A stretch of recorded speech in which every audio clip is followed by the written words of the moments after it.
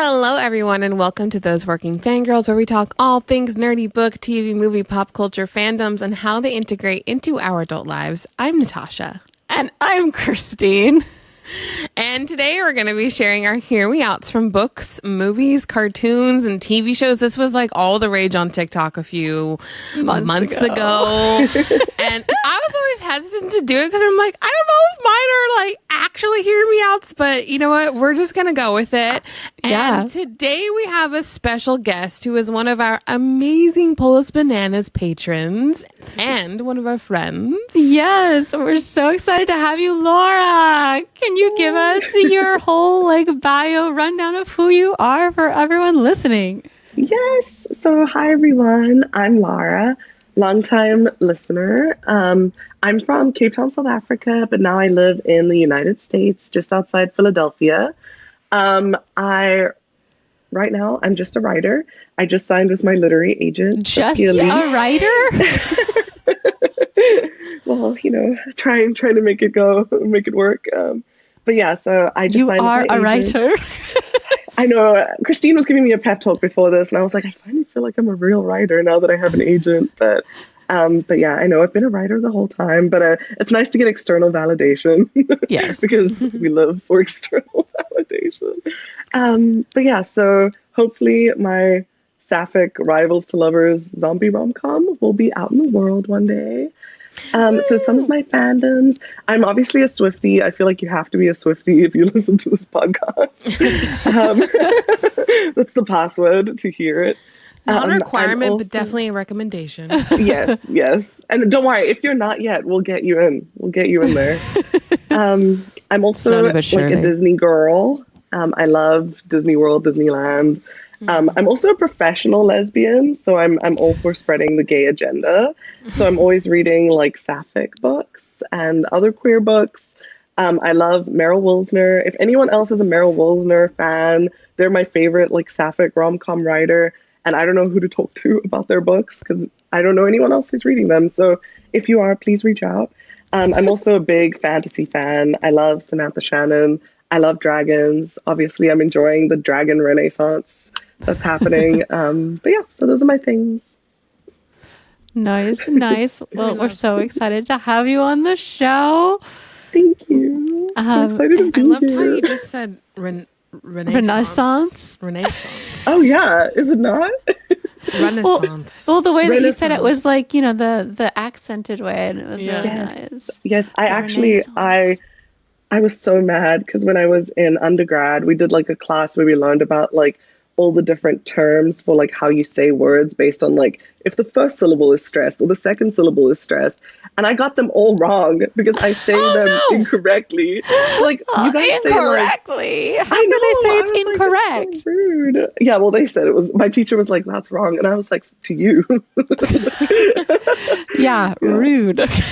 So rude. Yeah, because I think you guys say oh my gosh, goddess. Is that how you guys say it? Goddess? Did you say goddess? Yeah, I'm like, goddess. And he was like, no. And I was like, it sounds better your way.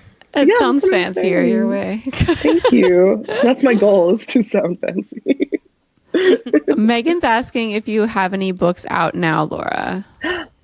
Thank you, Megan. No, I don't. Not yet. But fingers crossed. I'm going on sub soon because I don't have too many revisions to do. So hopefully my book will sell to a publisher. I'll keep everyone posted. Yeah, it will be on my socials, which we'll share at the end. But. Yeah.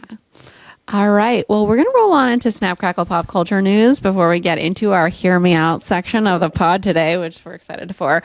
But the Oscar nominations dropped a couple days ago, which was so exciting. I was in my bubble and I missed it. I texted Natasha at 1 in the morning, Oscar nominations! I was like, yeah, I woke up to them. I was like, I haven't been on the internet. I've just been reading and writing. But the biggest category, I feel like it is the biggest category. It officially is. It's the last one they announced. The film of the year or best picture. We have a lot of nominations, as we usually do. Yeah, but how many? 1, 2, 3. 2, 3. I know it didn't number them. 10? 1, 2, 3, 4, 5, 6, 7, 8, 9, 10. Yeah, 10. There's 10 nominations. We've got Nora, which I heard is kind of like rom-com-y. Mm-hmm. So I want to watch that one. I haven't seen it yet. Have you seen it? No. Okay. The Brutalist. Laura, are you big into like the Oscars? I try to be, but then I realized that I just like trash. We were talking about this last night, how most of the time, like our Fangirl Academy Awards are coming up. And most of the time, it doesn't matter how many of the Academy Award movies we've watched because they never get in our they never win our awards. Yes. I mean, I think that, Wicked will be one of my fave movies. Yes. Obviously, I love that one, but I have seen nothing else. And also, I have not heard good things about this year's Oscar nominees. Yeah. But I don't know. I've heard for some of them. I've heard really good things about Nora. Then there's The Brutalist, which a lot of people thought was really good. Natasha saw it the other night, and it was 3.5 hours. It was so long. Oh my God! There's an intermission built in. Is that why it's brutal? We'll be talking about it, I guess, in the movie section. Yeah. We've got A Complete Unknown, which is about Bob Dylan. And Timothy Chalamet plays him. And everyone who has seen it hasn't loved it that I know. They think that he's really unlikable. The best, Taya's boyfriend goes it made me like Bob Dylan less. Yeah. I know. My little nephew-in-law, I say little, he's 16 and he's 6'2". So, but he's obsessed with Bob Dylan, and he saw the movie, and then he just came out of the theater and he was so inaccurate, and I was you're the only one that knows that's 16 and knows that. I feel a lot of people said it was accurate. Ooh. Well, I don't know what biography he's read, but he thought he knew more than them. Oh, okay. And then we have Conclave, which is the Pope thriller, and I actually really want to see this. I watch this. Yeah. And it's giving in my head Angels and Demons. If you read Angels and Demons by, oh my God, why am I forgetting Dan Brown's name? Dan Brown. And that's my next on my to watch list. There's Dune Part 2. Seen that. I have seen 40 minutes and I turned it off because I was getting sleepy. I haven't seen it. I want to see the first it. one? Oh my God. You haven't seen the first one either? Wow. No, I haven't. Okay, it's on principle. It's okay. Just because every incel-y guy in my MFA class that would never read a fantasy book written by a woman loves we're really Dune. obsessed with Dune. Yes, and I was I'm boycotting on principle. Oh my God. Yeah, I wanted to watch Dune Part 2, but I think I just wasn't in the right headspace to pay attention because I was getting frustrated because I didn't remember all of the names of all the different clans from the first movie. And then watching the second movie, there's a lot of lore. And if you don't remember it, especially as a reader, I get annoyed if I don't remember it. I'm I'm not getting the full picture and I hate not understanding everything. And I kept pausing it and that's why I didn't finish it. But the best lore is the popcorn bucket. Did you see Timothy Chalamet's SNL? Yes, I did. His monologue. Yeah. Wait, I missed this. I need to watch it. He just said...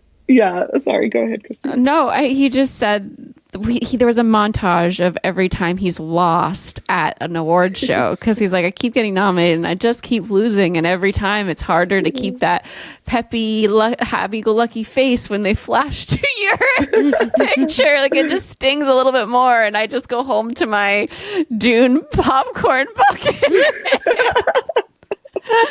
That was really good. It was so funny though. I feel watching him deliver that monologue felt like he was reading someone else's monologue about him because he just kept being he would just kind of laugh at it a little bit he wasn't behind the joke.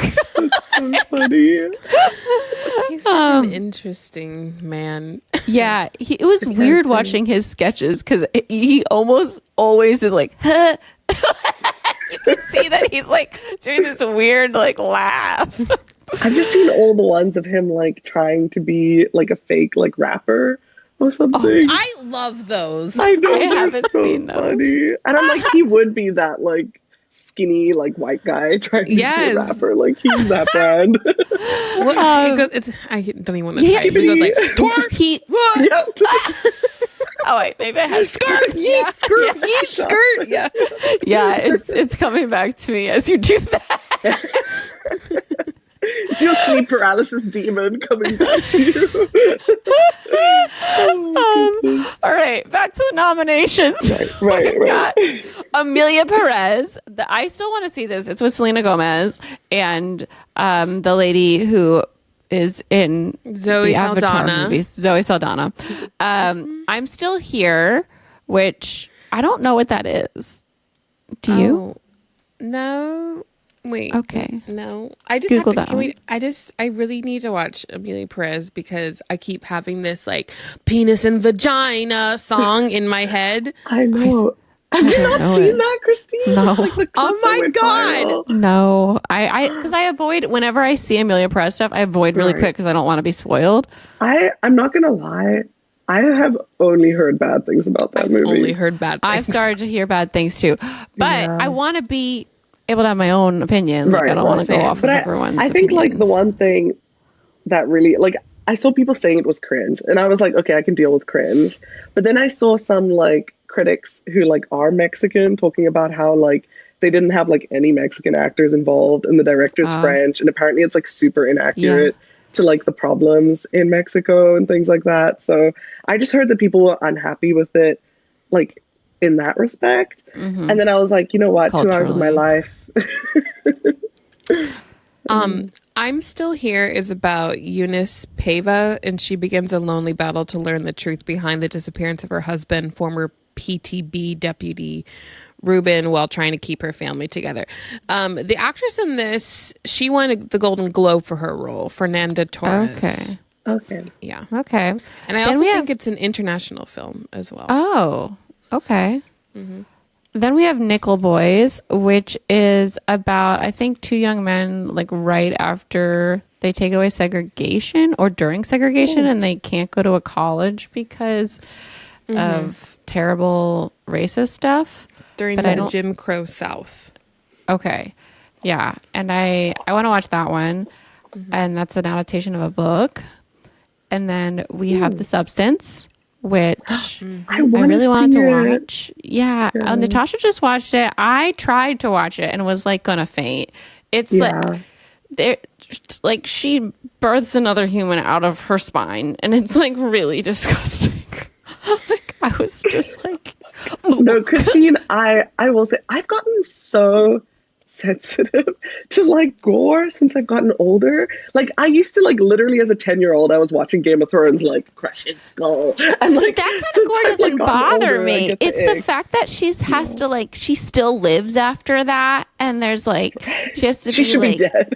Yeah. And no, the fact she should be. And watching it happen, like it doesn't look away. And then she has to sew herself back up. And I couldn't get past like this area because I was already like, she had to feed herself with like packages of shit. And I was just like, oh my goodness. My opinion, it wasn't as bad as I thought it was going to be from everyone's reactions. And maybe that's just, I don't have much of a sensitivity to it. But yeah, there's like definitely some points where I like looked away, I was like, tell me what happened.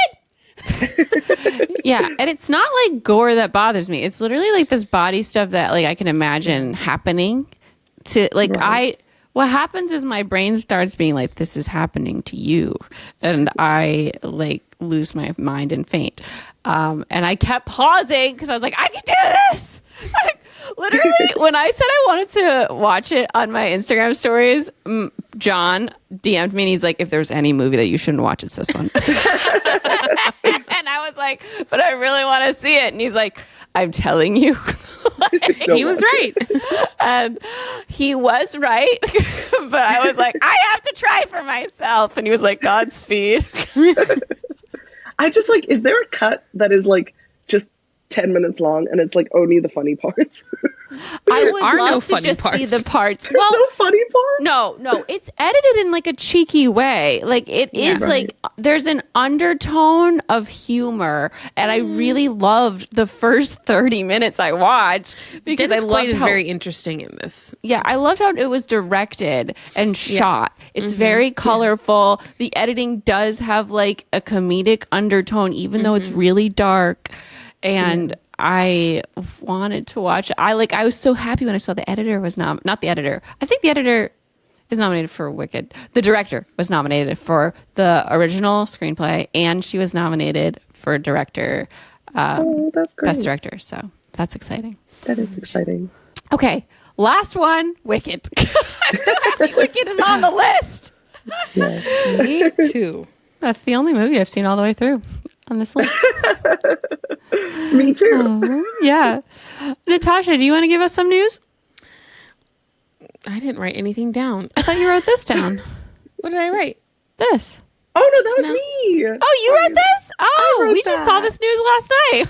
Oh, yeah. Tell us, Laura. I know, I saw it like last week, but I was like, I know you guys didn't talk about it last time, so I'm going to talk about it. Talk about it. I'm excited about this. Yes, I'm so excited. So Donald Petrie, who made Miss Congeniality, How to Lose a Guy in 10 Days, he signed on to direct The Last Resort, which is a rom-com set in the Philippines, written by Karen McCullough, who also wrote 10 Things I Hate About You, She's the Man, House Bunny, and Legally Blonde. So this is literally like rom-com royalty coming together. Dream team. I'm so excited. Yes, I know, unpopular opinion, I did not like Anyone But You. I know, I'm so sorry, you guys. So I've been waiting for like a really good rom-com, and I feel like this is going to be the one. I'm ready. I'm ready for this to be the one. I mean, Miss Congeniality and How to Lose a Guy in 10 Days are like two top notch. Yes, I'm so excited. And I know, She's the Man and Legally Blonde. Legally Blonde. Perfect. House Bunny, so silly, so good. I mean, I quote House Bunny all the time. Me too. Wait, that one didn't affect me as much. Are the nipples of the face. I just like saying I love it. I'm like, Idaho. Oh my god, so funny. Today in Taylor Swift. Taylor Swift is going back to the Super Bowl because the Chiefs won is it called playoff championship game? Well, I don't know what it is. I was watching it last night and Alex told me, but I don't remember. We'll call it that. They won the sports that get to the Super Bowl, and I think they're playing the Eagles again, which is playing the Eagles exciting. Again. Yeah. Oh my gosh! As someone who lives literally like on City Ave, like right by Philly, like if you're a Philly person, you know City Ave is like it leads down to Center City. It's like I'm in the thick of it. But it was crazy in Philly when the Eagles made it to the Super Bowl because Philly sports fans are truly, and I say this with love, go Birds. Batshit crazy. Oh, they are. They are. It's crazy. No, I agree. They have to grease the poles to try to dissuade so they can't climb them. From climbing them. Yes, but the problem is now it's become a challenge. So now people try twice as hard to climb the poles. God. Okay, so we have to talk about Taylor Swift's outfit to the conference championship. Thank you, Katie. Amazing. So she came all in Louis Vuitton. She had a Louis Vuitton beanie on, Louis Vuitton gloves, and a Louis Vuitton sweater. But she was wearing the same pleated black skirt that she wore last time to the conference championship when they won and went to the Super Bowl because she's suspicious girly. And she was wearing a snake necklace. So I've had to stop clowning. Sorry. Oh. No, I just said I've had to stop clowning for Reputation because I'm like, now I'm just like, when it happens, it happens. Well, because every time it's been wrong. Yeah. It's the year of the snake. So I think it's coming. I don't know when, but it's coming. Well, the Grammys are next weekend. So yeah, we'll see. We'll see. Natasha, what were you going to say about her going down? She did go down to the field and there's all these, I didn't get to watch, but there's lots of great photos of them kissing. Embracing. Yes, I know, with all the confetti behind them. I love it. I was scrolling a lot on Twitter last night, just trying to see all of the footage possible of them on the field together. He's been growing his hair out, but I don't like his haircut. I think I preferred the buzz cut over this like very blunt, like clean shaven sides. He either needs no hair or a lot more hair, in my opinion. Trying to look at his hair right now. It's like slicked back. I saw his outfit yesterday was like a suit with glasses and a hat. And there was a tweet that was like, today he looks like he can play ball and he knows Aristotle. Yes. But anyway, moving on from Taylor Swift news, Emerald Fennell, who wrote and directed Promising Young Woman and Saltburn, has begun production on Wuthering Heights, and it's starring Margot Robbie as Catherine and Jacob Elordi as Heathcliff. Yes, we talked about this. Yeah, but it started. Okay. It's happening. We're rolling. I'm excited. Emerald Fennell, she's an icon. Have you? She is. She's a cool lady. Yes. I like her. I love her. Saltburn. I love Saltburn. I love Promising Young Woman. Saltburn was fine. Yeah. I liked Saltburn. I liked it, but it freaked me out, man. Like that kind of like dude really scares me. Oh yeah. But my favorite was like, what year is it set again? But it's like set in is the 2000s. Is it in the 90s or something? Or 2000s? Early 2000s. But they had just the way that they framed it looked so 2000s. And I think they had like at one point there's like a Juicy Couture like sweatpant. And I was like, yes. this makes the movie. Yeah. All right. We're going to move on into what right now. Okay. Yay. What have y'all been reading this week? Onyx Storm. Natasha, where are you in Onyx Storm? I'm chapter 20. Okay. Yeah. Cool. I mean, like we got the book on Monday and, you know, I got school all day. So I really don't have much time to listen or read. So it's going to be a slow process for me. I was like, oh, maybe I'll like try to finish this weekend, and it's not happening. I feel like, oh my God. Okay. So I was like listening to it in class while I was, you know, doing my little perms and stuff and rolling. And then like people like want to talk to me, or I really only have like the last 2-3 hours in class to have like quiet time. But then like all these things start happening, like battles or sexy times, and I'm like, this, I need to be alone. Yeah. No. So I read and finished Onyx Storm this week, and I had the best time, and I just toward the end of the week, I was like, I just have to finish this. And because I have a really quick turnaround with my book draft right now, it was this really much needed escape into a different world. So I feel fresher going into my own world.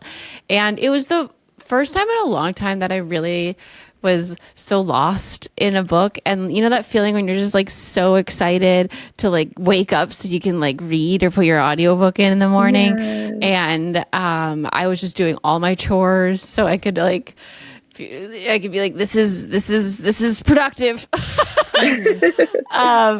And I was in it, and I like knew everyone's names, and I just was remembering and everything. There's so often that we listen to audiobooks like when we're busy and we're kind of like half getting it, and I hate that. And I was just that's me right now. I can't get it. I know. And we've all been there, right? It's like, it's really hard to get into a fantasy when you can't devote your whole attention. But I was like, I'm doing this full on, and I really got into the audiobook, and it was the best, and I miss it so much already.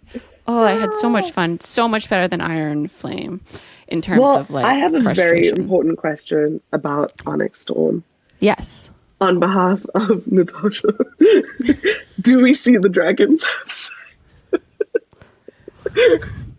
I don't know. I we hear about them. at one point not having sex, but that's the extent of the dragons having sex. Tragic. I'm like, once you open the door to the dragons having sex, well, I heard that close the door again. I heard there's a book called like Dragon's Bride if you want to watch dragons have sex. I'm assuming that's like the monster fucker book where it's like it's like a half man, like half dragon thing. It is. I know what it is. I think it's what's her Facebook?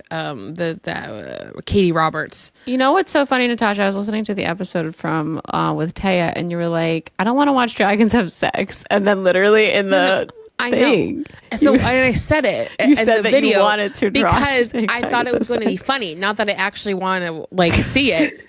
I said it because I'm like, this is going to be a hot take. Natasha is a dragons having sex truther. I was like, she literally says she doesn't want to see it in this episode and then says it in that TikTok. I know. I thought it was going to be funny. So it is funny. It is.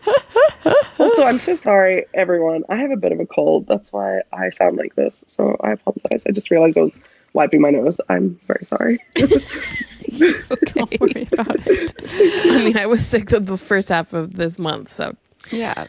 Yeah, it's going around. It is what it is. But yeah, I'm listening to the audiobook for Iron Flame because I'm behind. So my wife and I are listening to it together. And then I'm also reading an early copy of my friend Jess Callan's new middle grade book. It's called Ollie in Between, and it's coming out on the 8th of April. And it's about a non-binary kid who's like figuring themselves out in school and like they're not enough of a boy to be on the sports team, and they're not enough of a girl like for their like best friend who's like really into boys right now. And it's just about them like finding their place in school, and it's really cute. So I recommend it when it comes out. April 8th, Megan. Yeah, oh my gosh, so soon. Cute. I know. Oh, wow. So exciting. Nice. What have you guys been watching this week on television? Okay, so Alex and I started to watch season 2 of Severance, but then immediately as we put it on, we're like, I don't know what the fuck happened in season 1. I was like, wait, this happened, and then this happened. So then we started going back like a few episodes, and we're like, nah, I think we gotta go all the way back to the beginning. Worth it. So, and it was worth it. So we restarted season 1 of Severance and then made it all the way through the new episode 2 of season 2. And it's so good. You guys have to watch it. Is it coming out weekly? Oh. Yes. It really should just come out at once because I'm so hungry for more at the end of every episode. It's I can't handle it. I know we used to do it all the time. Like we used to have to wait every week. Yes. And I can't do it anymore. I'm too impatient now. But now when Thursdays come around, I'm like, Severance Day. Laura, what have you been watching this week? Yes. So I've been watching High Potential, which is like a monster of the week kind of crime show. Yes. Yeah. And I've been really enjoying it because it's kind of like a Sherlock-y character, but it's like a single mom, like a really chaotic single mom. So it's like a different kind of version of that character from what I've seen before. Some of it is obviously yes. She's from Hacks and this Sunny. Yeah, Always Sunny. Oh my gosh. Yeah. I didn't know that. I haven't seen it. You didn't know that? I know. I want to watch Hacks because I love, like, whenever you talk about it, it sounds really good. But I haven't. Oh, it's amazing. Haven't made the jump. Season 1 started season 2. Okay, I'm going in right after this. But yeah, sometimes it's like super predictable and like a little cheesy, but kind of those crime shows always are. So it's because it's on network television. Yes. I know it's also, I didn't realize it was also coming out like weekly. I was super upset when I got to the end and there wasn't any more. And it like tried to play a different show, you know, it does that. Yeah. When you're finished. And I was like, what's this garbage? I've been meaning to try it out because I did really like the trailer that I saw for it. And my mom, every week, she's like, have you tried High Potential? Maybe I should text your mom. Be like, hi. I'm watching High Potential. And wait, you're watching Parks and Rec for like the millionth time? I'm rewatching. It's literally probably for the actual like 20th time. Nice. Just because I was sick and all I can do when I'm sick is watch Parks and Rec or New Girl. So I was watching Parks and Rec, but the political parts aren't even funny anymore. I'm like a highly qualified woman running against an incompetent man. Where have we seen this? I know. Oh my god! I was like, I love nonfiction. Okay, so this past week I watched the first episode of Sweet Pea. Finally, have you watched it, Laura? I know you watched. I've read the book. Okay, but you haven't watched it yet. No, I need to. Okay, I think the whole season's out yet now. So I have my like Stars edition on my Amazon Prime. So I started it. I don't know, sometime last week, and the first episode, because it's about a serial killer. Yeah. Like, and it's played by the girl from Yellow Jackets, with the really big eyes, and she's also in Fallout. And Jackie, what's Jackie's real name? Ella Purnell, maybe. Yes, Ella Purnell. Okay, yes, okay, she's so good. And so the first episode is like her villain origin story, and you feel so bad because everyone's such a dick to her all the time, and she just doesn't have the confidence to stand up for herself in any way. And there's, by the end of the episode, she's like, just about to blow because like she has a death in her family where the only person who ever is kind to her. And then she has like this is like a trigger warning. I didn't know about this, but there's a pet death too. And it really hurt me.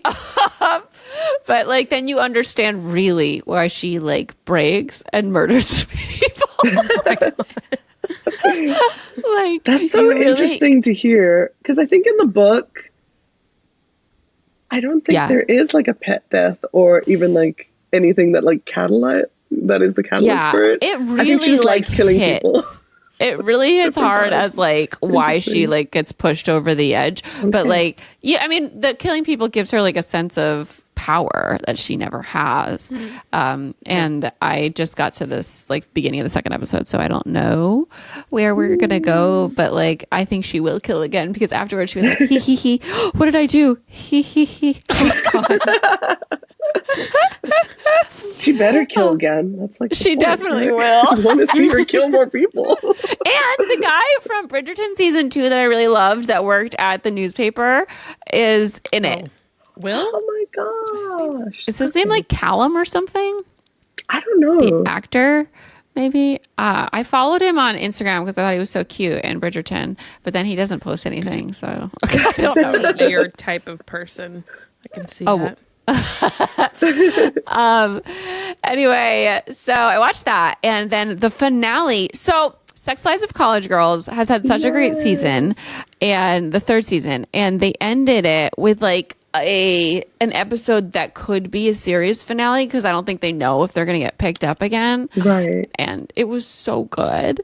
And is it sad without Renee Rapp though? No, they do a really good job. She's also in it like for like the first 3 episodes, and they do a really good job like sending her off. Mm-hmm. And they have really great funny characters that come in to, fill the void, and the other characters are great too. So it's not like we're losing, the only good character. So I really loved what they did with this season. So highly recommend watching if you haven't. Yeah. Sometimes they lose like it's not even that the other characters aren't necessarily good, but sometimes they just lose the chemistry of the group sometimes when someone leaves. So it's nice to hear that it's still a good time. It was great. I was so happy and impressed and satisfied. I really hope they get picked up for more because it's my comfort show right now. But it's so good. All right, movies. What movies did you watch this week? Who wants to kick us off? I can because I have a really short list. Oh no, wait, Natasha, do you want to go? No, you go. I said I've got a few. Okay, I've not been watching a lot of movies because I've mainly been watching High Potential, but I did rewatch Gone Girl last night in my like fever haze, and which I've seen before. Random choice. Times. Yeah, I it's my favorite rom-com. Oh my god. It's just like it's so. I was like, you know what I need today after everything we've been going through in society? I just need like a woman truly ruining a man's life. Like that's what I need. And it was really cathartic. So I recommend. Good. Oh my god. That's it. I needed a movie last night because I was having a really bad day, and I was like, I need to put something on that's fun while I'm cooking to like lift my spirits. And there's this new movie with Cameron Diaz, and she came out of retirement for this movie, comeback. I guess. Yes. And with her and Jamie Foxx and Glenn Close, and it was really fun. I love watching Cameron Diaz kicking people's ass. Like when I was a youth, I wanted to be her in Charlie's Angels, like beating people up. So, like, she's just so graceful in her fighting. Like, she looks so cool. And, it was so cool seeing her, like, do that again. There's a scene where she, like, hops onto a boat. And I was like, fuck yeah! You know how, like, on Charlie's Angels, she's, like, the one who comes with the boat to, like, pick them up. Yes. When she's on the, like, animatronic thing, that one, the bull in the second movie. Yes, and she just looks so like badass. Oh my god, she's always badass much. when she puts like the eye thing, and she's she's the best. I love her. So it was fun. It was like two spies that fell in love, and she's pregnant, and so they retire and they kind of fake their own death so that people don't come after them, and they start over, and then their kids are 12 and 14, and they get caught in a video online, so their enemies find them, and then they have to come out of retirement as spies, and their kids are like, what the fuck's going on? That sounds so good. That sounds great. It was fun. It was a fun time. Fun. Yeah. And oh my god, the guy who plays Moriarty is also in it from Fleabag, who plays the priest. Oh, love him. Andrew Scott. Yeah. Andrew Scott. Yeah. Oh my gosh, I love him. Okay, Natasha, what have you been watching? I've seen a plethora of the nominated Baby movies. Girl wasn't nominated, I guess. I know, and neither was Challengers. Lots of Oh my god, snubs. why wasn't Challengers nominated? This is ridiculous. At least should have been nominated for Best Score. Yeah, Yes, I heard that too. But also, like, I feel like Best Picture, I feel like they don't have enough enjoyable films in Best Picture. You know, like you need like So the true. the ones that win are the ones that are like really good, but also like not depressing as fuck. Yeah.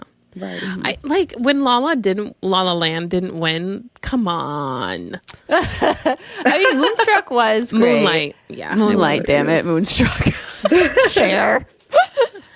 Okay, so yes, I haven't finished The Substance yet, so I'll say that for next week because Alex had to go to bed.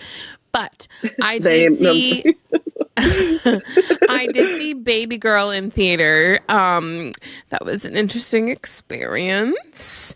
And my review of these movies is, again, they're not very enjoyable. I'm going to see them because they're nominated. I was excited to see Baby Girl because I thought it was going to be like a kinky sex movie. And honestly, the sex wasn't that kinky, okay? It was just a woman who has never really experienced pleasure before, doing something outside of the box, like an itty bitty little bit. Like, she does cheat on her husband, which is bad, but like it all like kind of comes together and has like a good ending for everyone involved. But like, it's just a little bit. I don't know. Like, I thought it was gonna be like more like sexy and romantic, but instead I kind of felt really like cringe at some points. Yes. Natasha, were you like, I see your baby girl and I raise you 3 cousins and an uncle? Yes.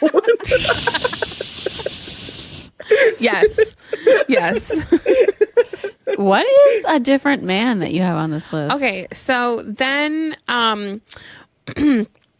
Alex and I watched A Different Man, which is the Sebastian Stan movie that he won the Golden Globe for. And it's about people with elephantitis.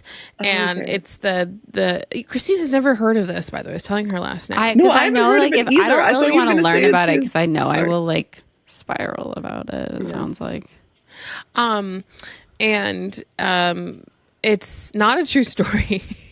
But it's about a man who has been living with these deformities his entire life, and he is kind of,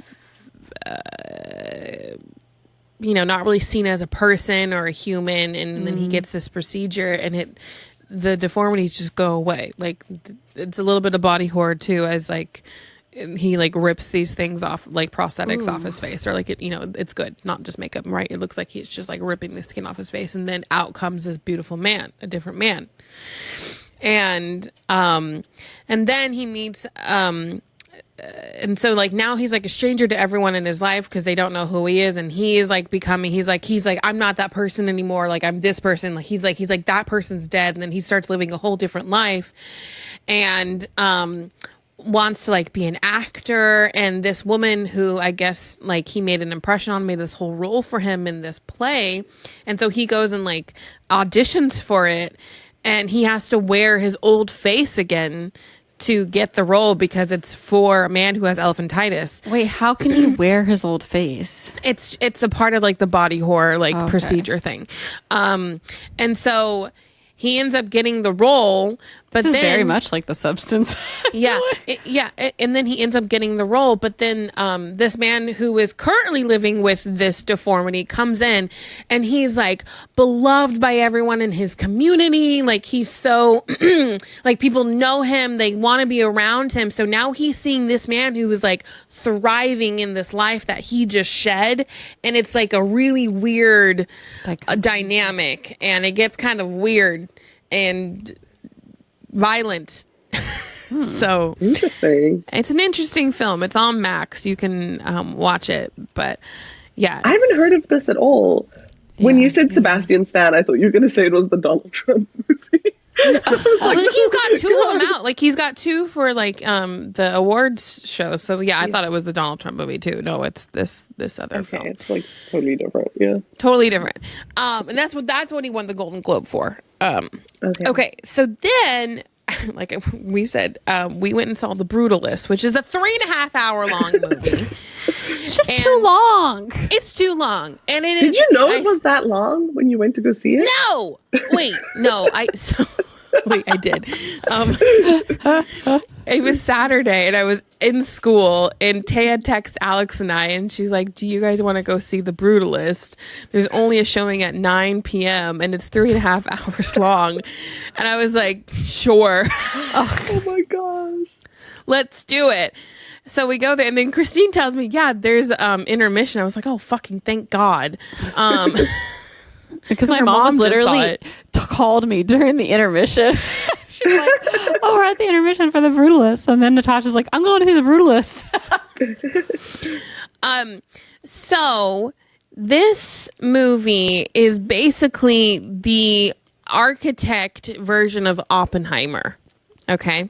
The first half is about a man who's from Budapest who comes over to the United States, starts a new life. His wife and his niece are still in Europe, stuck because of the war. And you kind of just see him kind of going through life in this new life and all of these awful things that are happening to him as he like tries to claw his way through the world and try to have a career again, because he is he's an architect.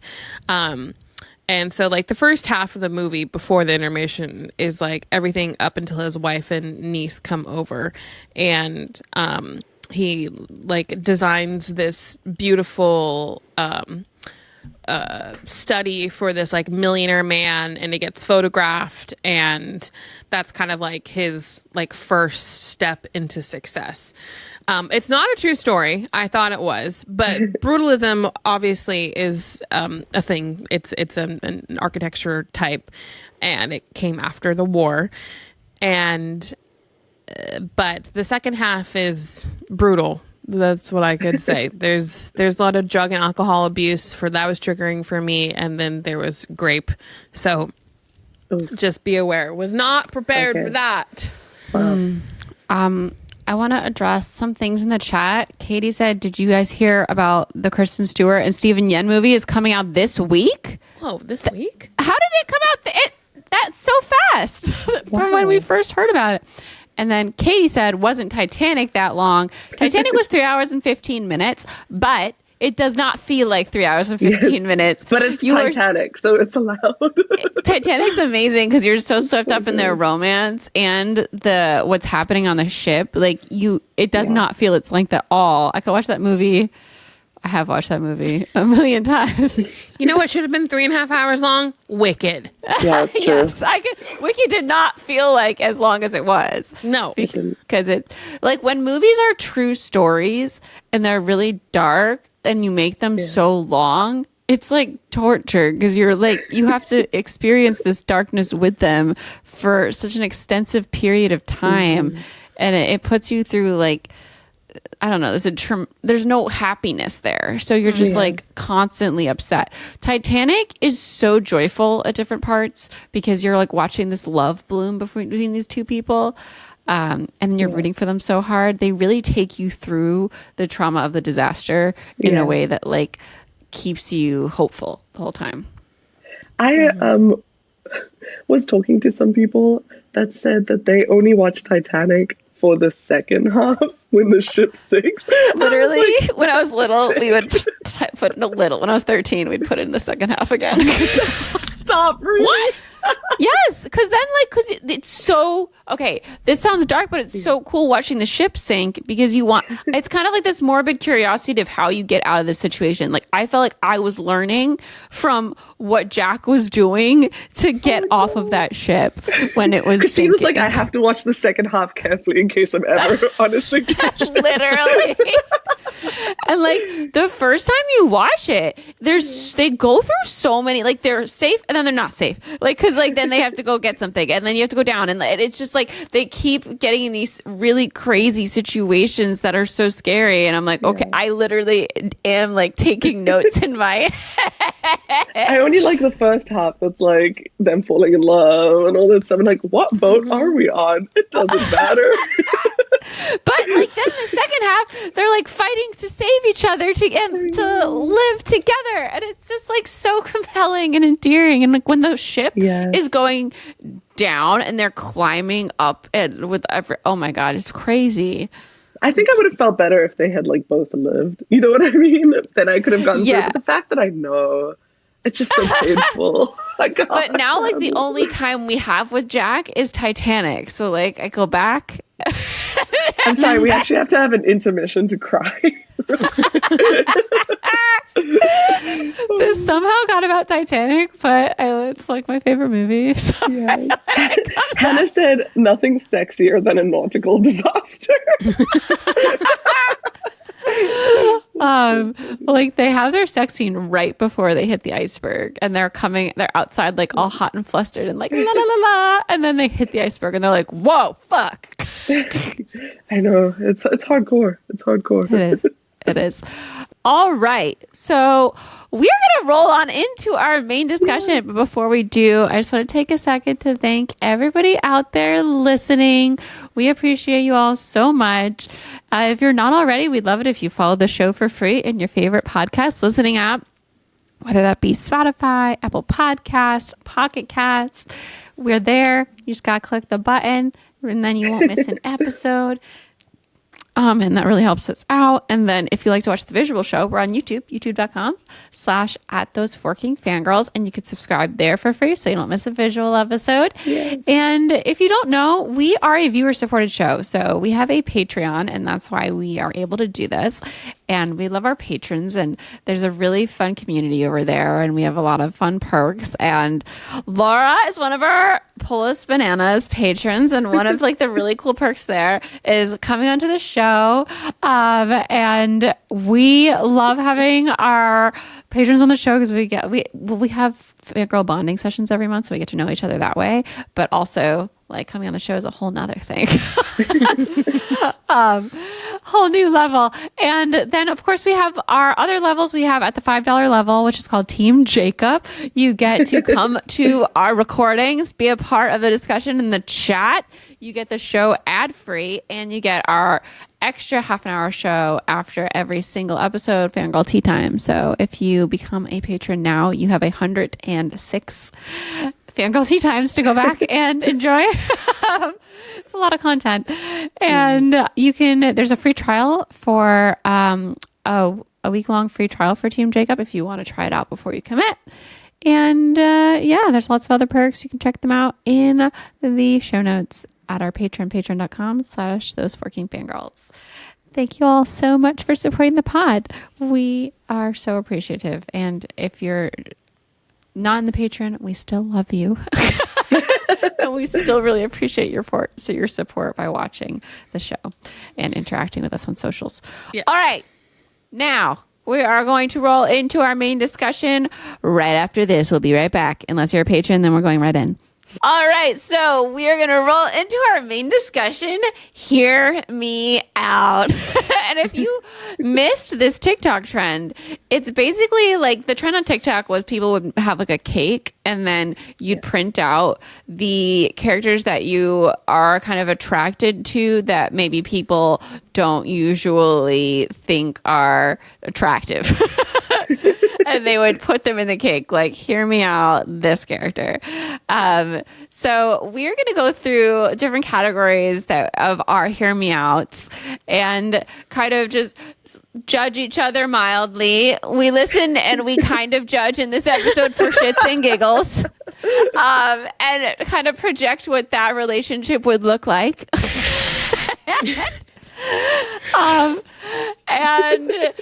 The first category are book characters. And this better be unhinged. If I'm coming in here with the most unhinged takes and someone whips out like Resand from ACOTAR, I'm gonna be so mad. Well, it's not gonna be Resand. I was going through this and I was like, I've just never really been like an outskirts girly. Like, well, who's your first hear me out, Natasha? Start us off. We didn't write these in the doc so that we don't know who each other's are. It's a surprise for everyone. My first hear me out. We know that I love Draco Malfoy. However, he's a hear me out, honestly. Yes, true. However, I didn't love him until fan fiction, but you know who I did love? His daddy, Lucius Malfoy. Lucius. That man is sex appeal. Oh my God. And the way that he loves Narcissa. What do you mean? How does he love Narcissa in of the Harry Potter movies? It's books? My fan fiction brain. Oh, okay. No, Natasha, I think you're focusing on the wrong detail. I think the really sexy part is that, I was about to say his wand. Sorry. His wand and his wand. Cane. Yeah. That too. No, but that little bow he's got in his hair, in one of the movies. Yes. It's that right there is the look. So you like his really long blonde hair? Oh my God, yes. I'm sorry. Any person with long blonde hair, like all of the Targaryens, fucking hot. I love this. The cane is the coolest part of Lucius Malfoy. He also is the best dressed out of every other wizard in the Wizarding world. Such a Weasley coward. That's why I don't like him. But I can see I just want appeal. everyone to know that, back when we would have the midnight book releases and stuff like that, and people would dress up. My mom dressed up as Lucius Malfoy. Oh my God, that's amazing. Yeah, I'll text Natasha that later. Please. Picture. I can see the attractiveness. It's just I'm so deep in book canon to want him. I mean, but even when I was deep in book canon, there's just something about him. In the movie. There's something Slytherin-y attractive about it. His pimp cane is really... It's so good. It's good. All right, Laura, who's first on your book characters list? Okay, so I was thinking, should I start more unhinged or less unhinged? I'm just going to dive right in. Mix it up, yeah. Okay, so you know what I think is really sexy? And this is not a human, so I need everyone to have an open mind. Have an open mind. Okay. Okay, so in ACOTAR, you know the cereal? Yeah, okay. So cereal? What do you mean? The cereal. Not the cereal. The cereal. Oh! I thought you meant a bowl of cereal that the house A bowl of serves. cereal. Okay, I think there's nothing more attractive than someone who, like, if you're in a relationship, you can like hide in the woods together. No one's allowed to talk to you unless they catch you.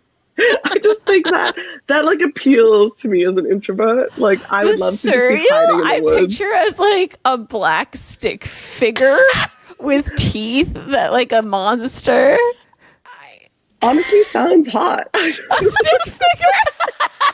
I like always pictured it as like a Gollum-y type character. Yeah, but I just picture it as like a shadowy golem. You've got to lift the cape, you know, see what's underneath. You know who would be hot though is that like that witch that she has to go like steal the ring Weaver? from. The Weaver. Ew, she's disgusting too.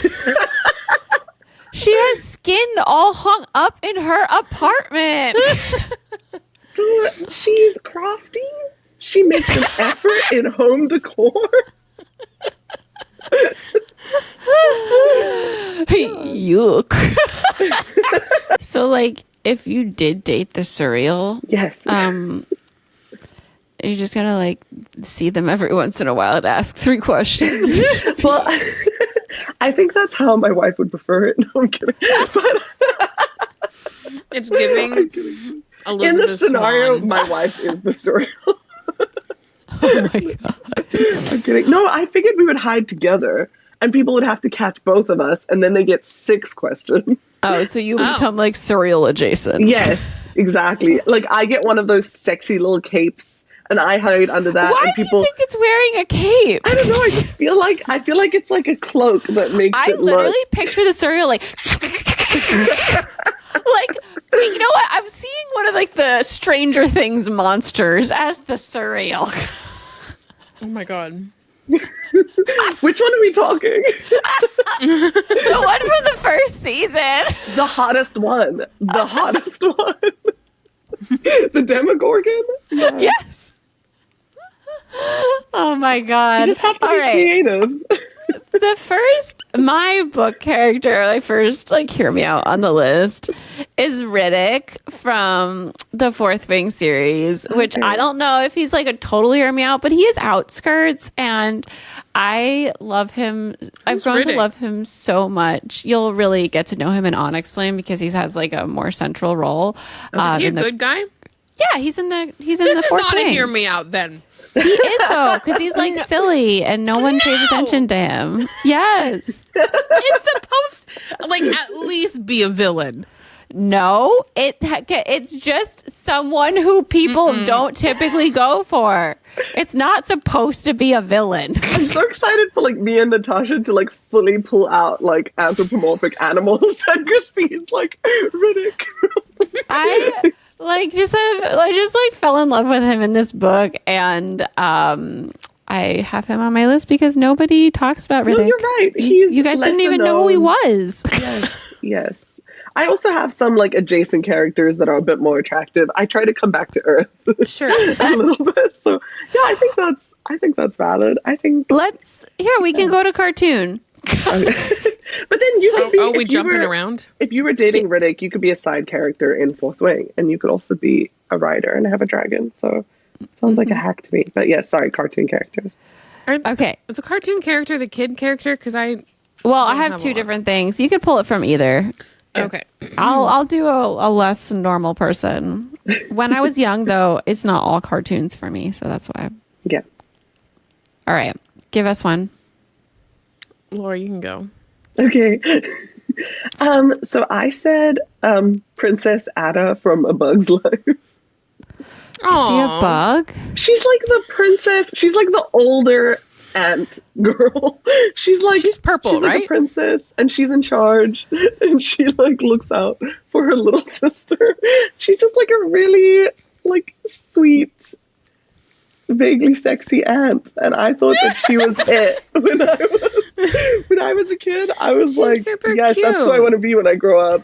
Wow, I don't remember her. In hindsight, she's like super hot. I was trying to go back and think of this as like, who is my sexual awakening? Like, Laura, do you know like who your sexual awakening was for you. Cartoon wise? Oh, well, but it's like too mainstream to be a hear me out, but it's those frickin' mermaids in Peter Pan. Oh, yeah, we talked about this. Oh, and my mine's God. Aladdin. Oh. Which is mainstream, too. He was so cute. You always like the bad boy. See, he's not a bad boy, she though. doesn't. He has a heart of gold. I know, but he's like, there's a little bit of like mystery. Like a little I bit do of... love the bad boy with a heart of gold. Yes. Like, I love Zayden. Vaguely sexy and. What about you, Natasha? What was yours? Yeah. My sexual awakening? Yeah. Or I'm going to say one that kind kind of was. Okay. And it's going to make a lot of sense, okay? Kind of like thinking about this and like all the Disney movies and all of that. And unfortunately, I do think that I preferred Gaston over the Beast in Beauty and the Beast. The Beast is not cute. No, the Beast is not. Like, now that I'm older, I can see it. And I've read some like sexy bestiality books with the Beast Belle. But Gaston, like, he did everything. He like he was pruning. He wanted her. Like, he was going to give her the life. Honestly, if Belle went with Gaston, she would have been saved from like the French Revolution, right? Because few years later, she's a French aristocrat. She's gonna get her head chopped off. Okay, so it makes sense. That's a good point. I didn't think about that. I just want to point out some people in the chat are saying who their sexual awakening cartoon character was. And Shot said Peter Pan. Siobhan said Dimitri from Anastasia. Yes. Hannah said Robin Hood. And I definitely loved that fox. Okay, but the live action Peter Pan guy who was in like the 2005-4 movie. Oh, I love I that don't know movie. him. The blondie. Yeah. He looked like a child to me. Well, I know, but we were kids. I was a too. child. I know. I think I was a little older. That's what I mean. Okay, Like, I think I couldn't. I think I was see him. literally 5. Jeremy Sumter. Mhm. Katie says Roger from 101 Dalmatians is a big hear me out. Nicole says Danny Phantom for her. Danny Phantom was so cute. I loved him. Yeah, very cute. Yeah, guy. me too. All right. I'm so sorry. Who did we just say? Christina, I said Gaston. Oh, yeah, Gaston. And Gaston has one of the best songs in the whole movie. He does. Okay. I don't know if this is a hear me out, but Debbie Thornberry was like the hottest Yes! girl on TV. Oh my god. Oh my God. Let me look her up. You don't know Debbie Thornberry? Oh, no, I do know her. Yeah, she is hot. Oh my God. She had her hair in front of her eye. Like, I feel like we've talked about her before because she's just like, she is like the hot cartoon. And she had like a little crop top with a plaid green, like oversized shirt and baggy cargo pants. And I just thought she It's was also like the how I feel prettiest about Kim girl Possible. ever. She's also wearing like a little crop top. Yeah. But But she doesn't have the hair in front of her eye. Like, that was key. Oh yes, yeah. Kim Possible too slick back. If you can see her whole face, it's not as sexy. No, but I was actually traumatized by the Thornberries because someone told me that I look like Eliza Thornberry, and I was so offended. Oh my I was God. like, it's over. I can't. I have to block that out of my memory. Oh.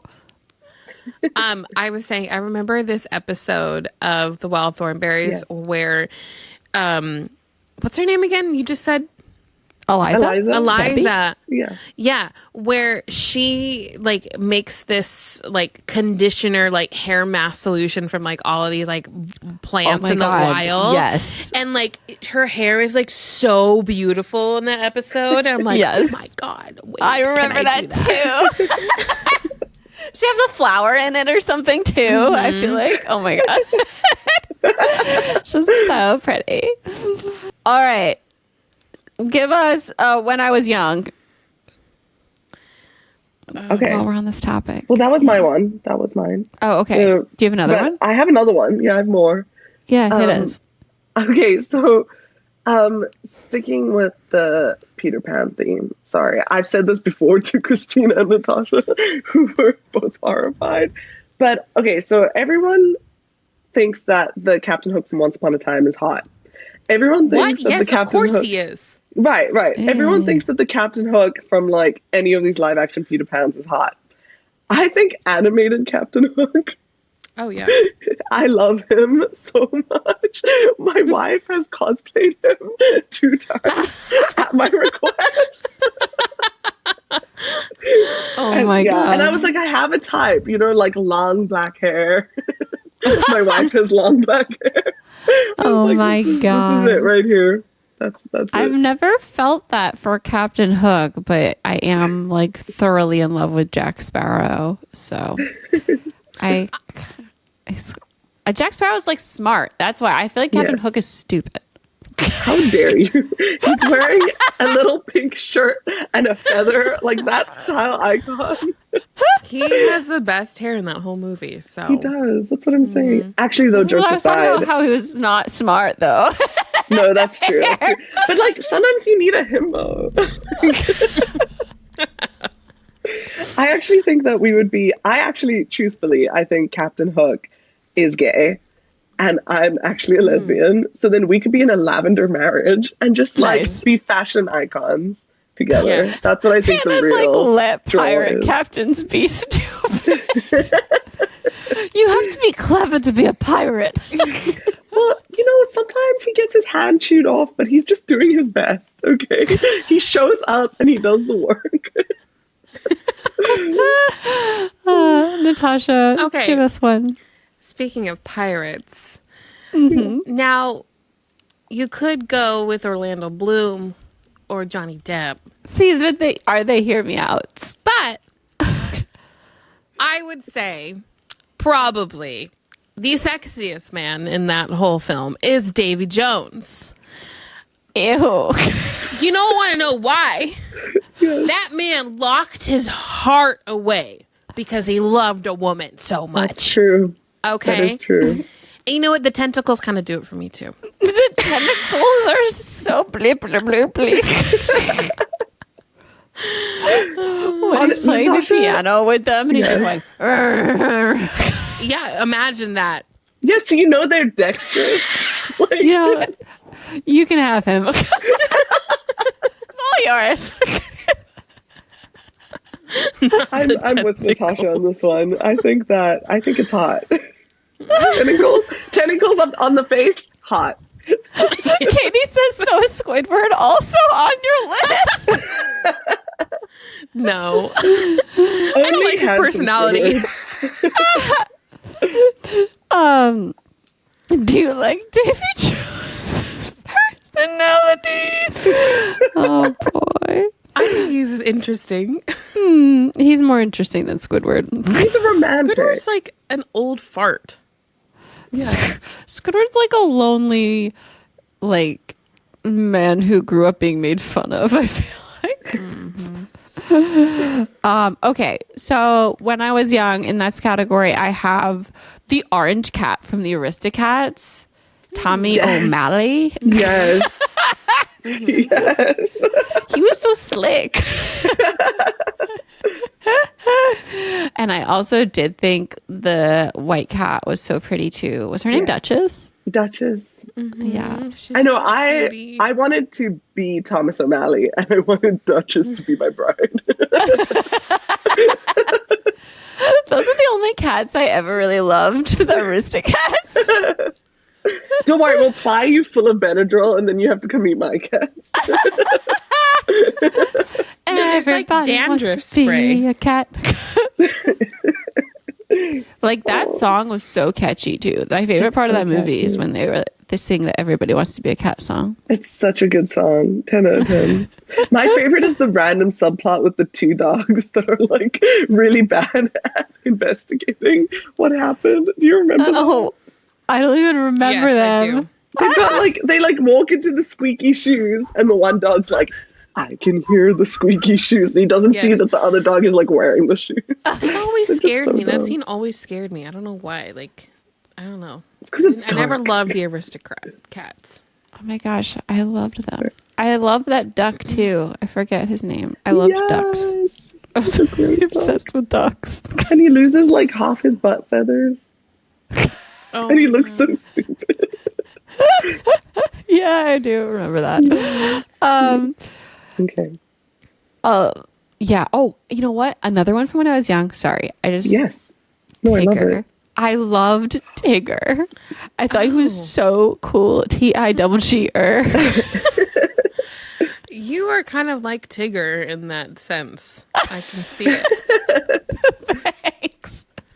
Like when you get that like manic like bouncing around thing, like it's very Tigger. The wonderful thing about Tigger's a wonderful thing. Yes. That a rubber at the bottom of Amanda's string. It took me so long to realize Tigger was Tiger with an accent. Well, with double G. Yeah. Double G-er. Tigger was my favorite when I was a kid. And when I was 6, my mom took me to Disneyland Paris. And I got to meet Tigger in my tiger. Like, I had a tiger suit. And I got to meet Tigger. God. Oh my God. And truly the best day of my life. Oh Such a formative memory. I really have to say that, like, the only animatronic that I was ever like, oh my God, I love her, was the red lady from Pirates of the Caribbean. Like, oh, you mean in the ride? in the ride. I was like obsessed with her. Is she wearing a corset? Well, yeah, they all wore corsets and then they got rid of her because they were like, you know, basically prostituting them. Yeah. So she's available, is what I'm hearing. But I was like obsessed with her. Like, I just like, oh my God, she's so beautiful. Like, I hated everyone else, but I loved her. Katie said, did you also miss that Kanga and Roo is kangaroo? No, I did know that because they were straight up kangaroos. Tigger was like, he always used to say that I'm the only one like me. And so I was like, what is he? Oh my God. Bounces on his tail. I mean, I think it took me a while too to like figure all that out. Yeah, because there's like really little watching Winnie the Pooh. Maybe they were just making commentary about how tigers are endangered. He's like, I'm the only one. But like tigers don't bounce on their tails, so that was also Not like, that really we've throwing seen. you. I don't know what they're doing in the wild. I also liked Owl, but he was more of like a Dumbledore figure, and his name was Owl. Well, yeah, and the rabbit is Rabbit, right? Oh yeah, They're not very creative with their names. No. Piglet. And then Winnie the Pooh. Yeah, he had a name. Yeah. He's not Bear because there was Little Bear. But also, what's a Pooh? Like, he's Winnie the Pooh. I don't what's a know. Pooh? Why is he It the always Pooh? gives poo like poop. Right. Huh. I think right. it's just because maybe kids like poop. Right. I think we're cracking the conspiracy wide open. All right, give us another one, y'all. Throw Okay. some at us. Okay, I From have... what category? Whatever movie? category is floating your boat, tell us as you say it. Okay, I have a movie character, and I don't know if this is a hear me out. You guys tell me. But Yes. Effie Trinket from The Hunger Games. Ooh, that's Oh, a hear yeah. me out. Yeah. I think she's hot, and she's always serving. Oh, She is always I love- serving. Yes. Yeah. I was like, I want to get in that wardrobe. That's what I mean. And, you know, in more ways than one. And she has a heart of gold. So She does. You know, she's not like the her gold smartest hair. either, but she's I also doing her respect it. best. yeah. She makes do in a crisis. Mahogany. She knows about wood. Yeah, she's respectful of furniture. It's always a good sign. But yeah, I think she's hot. Yeah, I see it. Thank you. What about you, Natasha? Okay, one of my movie characters, and I think I said this on the podcast a while ago, but when I was rewatching Silence of the Lambs, I was like, Hannibal Lecter is Oh my a God, this is total so hear me weird. out. I know, okay, I know it's weird, but like he freaking loves Jodie Foster, like Clarice Starling, and like would literally do anything for her, and like literally kills for her. Not that that's like new for him, but I think he's a smoke show. I'm sorry. I'm not the only one who thinks a murderer is hot. I think there are hot murderers. Like, I'm in love with the serial killer from Killing Eve, Villanelle. But that guy, like, is creepy as fuck. I think that's horny jail. Horny jail? I never heard that. Once you bring out a murderer, it's like horny jail. Oh. I'm kidding. For my movie characters, okay, I have from Jurassic Park 1 and 3, Dr. Grant. I love Dr. Grant. Yeah. 100%. But I don't even think that's even, I just think he is, well, right? No one ever talks about him being hot. You're right. I have the Funko Pop. Oh, wait, he's the old man, right? No, he's not the old man. He's the paleontologist that gets tapped to come. Yes. And he saves the kids in the tree. Yes. Oh my gosh, no, that is a hear me out. For a second I thought you meant Ian Malcolm and I got confused. I'm sorry. No. And then I was like, wait, the old man. And I was like, no, I'm with you. Okay. No, yeah. And he's really smart and he gets them out of it using his intelligence. And on the raptor part of the third Jurassic Park, he helps he finds the kid that's missing and they like get out of it with his book and all that stuff. It's so cool. No, that's really a great cool. Hear me out. Yeah, I never think of him like he's ever. really resourceful. Yeah, even though he's like now he's really old. Character. But in Jurassic Park 1 and 3, he's not as old. Can we jump back to the book characters? Yeah, jump all over. Let's just jump around. I think just do what's calling to you. Yeah, just pick one. Okay, so I was thinking about, I'm thinking about like all the different like book series that are really popular, right? Because I could go like really niche, but then no one would know who I'm talking about. So in ACOTAR, obviously everyone in that is like very conventionally attractive, aside for the monsters, like the surreal. I was like, me and my husband.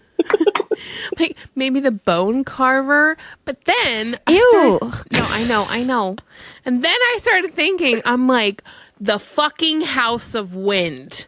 I feel like the house is my best friend, and we don't have that relationship. You know what? We could have that relationship. I'm sorry. He's whatever. It is giving her like romance books. It's plying her. It's making sure that both Cassian and Nesta are alone. Like it is really, really trying to get it on with Nesta. I feel like it's being her best friend. I read that very different. Natasha, we could go on a double date. And it's you and the House of Wind, and me and the house from Howl's Moving Castle. Yes. I just want to touch on the fact that Hannah, back to Jurassic Park, said that T-Rex had something going about him too. Love. That took me by surprise, so I accidentally sick coughed. I'm sorry. I mean, sick laughed, but that's so funny. Oh my God. Laura, you want to give us one? Yes, I will. Okay, I was thinking, so in Twilight, and this is specifically in the movie because we don't get enough in the book, but in the movie, the mushroom ravioli waitress. Oh my God. In the book, I feel like we get a completely different mushroom ravioli waitress. Right. She's like really hitting on really Rob. Into Rob, yeah. Whereas in the movie, Rob, Edward. You know what? She's like coming, she's doing her job. She's got her bump it serving like 2010 realness. I was like, you know what? She can get it. I'm surprised she hasn't been on any Twilight events. I know. Oh. Where is she? I know. When is she getting her bag? Come on, girl. Yeah, what is she doing? The boat. They should have like a pop-up art exhibition, and it's just her like handing out mushroom ravioli. I'd go at like a con or something. So great. Oh my God! Well, speaking of Twilight, did I have something on here? I thought I did. Oh yeah, speaking of Twilight, I have something from Twilight too. I don't know if this is particularly hear me out, but no one really talks about Seth, and I love him. And I thought he's a baby. Cute. He's not a baby. He's a wolf in the Breaking Dawn. He is an underaged person. Yeah, well, I was also a youth. And now he's old. Right. Now he's old. He's got to be in his 30s now, right? Yes, this is the thing. No, he's we've not. read a lot of these when we're youth. Yes. Like how Percy Jackson is your boyfriend because he's not 17 anymore. Yes. He's like 35. Like, it's ridiculous. People age. Agreed. Okay, I know everyone, like, Hannah's like, if we're talking about Twilight, it's got to be Chief Swan. And, like, yeah, sure. But, like, what about, I mean, obviously Carlisle. Okay. And I was thinking about this. I'm like, okay, who would be, like, the most outlandish hear me out from Twilight? Mike. Definitely not. Arrow? I'm going for Aro. Yes! Oh my God. Oh my God. Okay, well, first of all, they have like wives that they've had for like thousands of or hundreds of years. Okay, so the wives stick around. Okay, for the money and the threat of death. For the comfort. I could just tell, like, the way that he's like obsessed with Alice and Bella, like, I could just tell, like, he would want you to sit on his face. Ew, he'd be reading your memories as he like eats you out. Oh my God, but he would know everything that I would need. This is galaxy braining, right? I need Chloe on this episode. I am 100% with you, though. Yeah, I knew you were going to say that. I could see in your eyes. I was right there. Mm-hmm. Yes, this is it. Yeah. Aaron says, personally, Caius really does it for me. But he's just like a sniveling, like... He's so annoying. He is. He's very Draco-esque. Oh my God. Yeah, he is very Draco. But he doesn't tell his father about anything. Also from Twilight, I don't know, she's like conventionally attractive, but I feel like people don't talk about Victoria enough. Like, yeah, she needs more airtime in the world. She's so hot. Like, I was obsessed with her. Like, I was obsessed with like Rochelle Lefebvre specifically. I love Bryce Dallas Howard, but like I was obsessed with Rochelle. I love her hair. I know that scene like at the very end of Twilight where she's like watching them in the gazebo and then she like dramatically walks down the stairs. Mm-hmm. That was it right there. Aaron, yeah, Victoria's so cunty, low-key. I feel I have such a hard time with the villains because I just hate them so much.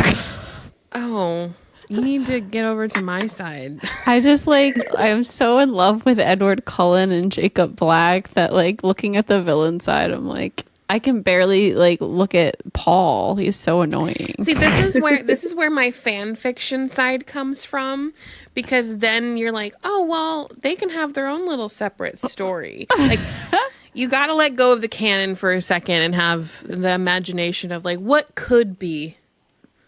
The possibilities. Yeah. Mm-hmm. Yeah. There has got to be Arrow smut, right? Like, there is. To. Oh, okay, good. Yeah, I'm sure there Arrow is. and Bella. I'm sure there is. Okay, stop. Back in the day, don't ask me. Oh my God, it was.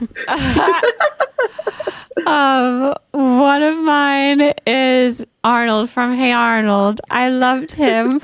Aww. He was so cute. And I just like really wanted Helga and him to get together to like fulfill my own like I love Hey Arnold arc. That's so cute. He's got great hair. He does have weird hair. Very weird. I said great. You said weird. I know, but it's weird. It like goes this way. Oh my God. Hey Arnold is like really short, which I never used to think about.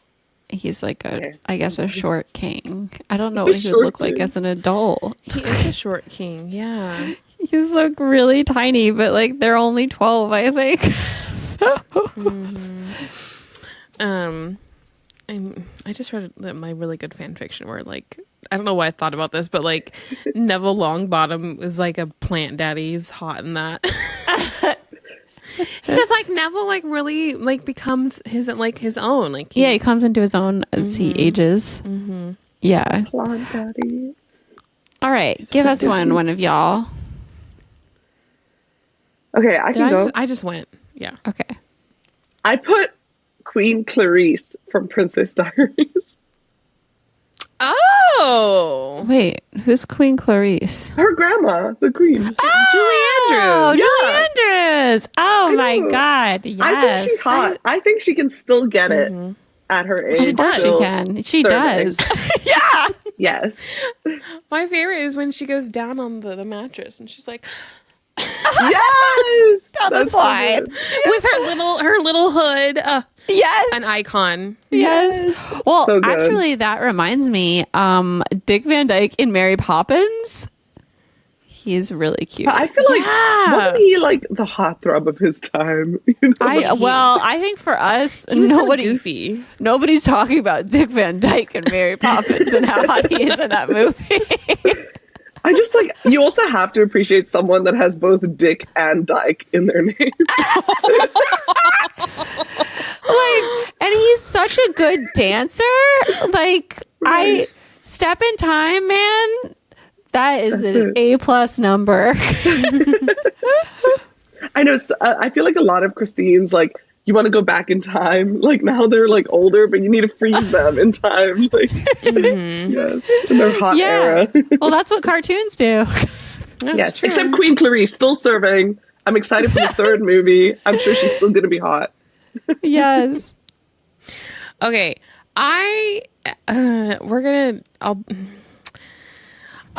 okay, so again, I was thinking of all the like big things that we love, all right? Right. And we all know that I already love Sauron, so yes, that's out there. Okay. That's in the canon. I love him both as like his beautiful elf self and in his armor. He's hot, okay? Yes. You know who's also hot in Lord of the Rings? There could be a lot of people you're thinking of right now. Elijah Wood? No. I don't like short kings. I'm sorry. The Uruk-hai with their high fucking ponies and like those guys hot. I don't know who they are. I have to Okay. They're the ones that like that Saruman like births from the orcs. Ew. Those guys that come out of the ground? Yeah, but listen, they're not as bad as the orcs because the orcs are like yucky. Like the Uruk-hai actually do like protect Merry and Pippin. They're like, don't touch the halflings. Okay? Hannah's like so controversial yet so brave. This episode is just going to be putting Natasha on blast. No, Laura gets it, okay? It's not blast. We don't actually judge. No, never. Yeah. Horny jail is a fun place to be. I swear. No. Oh my God. Natasha, you know what? Yeah, anyone who's a friend of a hobbit is a friend of mine. Aaron, I just looked them up to refresh my memory, and I hate to admit it, I am afraid. I mean, yeah, they're kind of scary. Have you guys ever read the Blue Alien books? Because that's the Ice Barbarians. Yes. I haven't read them yet, but I want to. No, you have to. I have not. I need to. Also, why are the covers so pretty? I'm like, yeah, they kind of are. They've gotten a refresh. They weren't pretty. Yeah, but they're like a little bit campy, but they were like neat. I like them. But but also, okay, Natasha, number one thing I'm also getting from this is I know that you eventually do want to write a novel at some point, no pressure. But I feel like we need like a monster fucker from you. I feel like that's what you're gonna write, like a villain love story. Oh, for sure, I will. Yes. I keep. I'm like, oh, what are all my favorite things I love, and like put it like all into the book. 100%. Yeah, I'm excited. I feel like this is a hear me out. And I used to have a crush on this TV character when I was younger. But Eric Foreman from that 70s show, who is what the fuck is his name? That actor who plays Venom in Spider-Man 3. Oh, yes. Yeah. He's like Topher Grace. Topher Grace. Yeah, he's like a big loser in that 70s show. Like everyone loved like Ashton Kutcher and stuff. But I thought he was so cute and I loved him and he is cute now. But he had that really ugly haircut back then. I think Venom is hot. Venom. Yes, Venom is hot. Well, I'm not talking about Venom. I'd like to take it one step further. I'm talking about Eric Foreman. Christine's like in the safe space over here. And then there's Laura. The villains. And then there's me. Oh my god. Get you, Christine. We're gonna induct you into the villain. I can only handle a villain who already has a heart of gold and I know is gonna be good. Oh my god. I love a good redemption arc. That is probably my favorite thing. Yeah. So Katie says Christine is looking for a relationship and she's right. These villains are going to leave you high and dry. I'm just trying to think about it. Who's going to give me a good time? Okay. Now this is probably like conventionally attractive for most, but it's Robert Pattinson as the Batman, but like in the suit. Like he has to wear the suit. Yes. Okay, Natasha, I have a very crucial question. So when you're saying in the suit, helmet on, helmet off?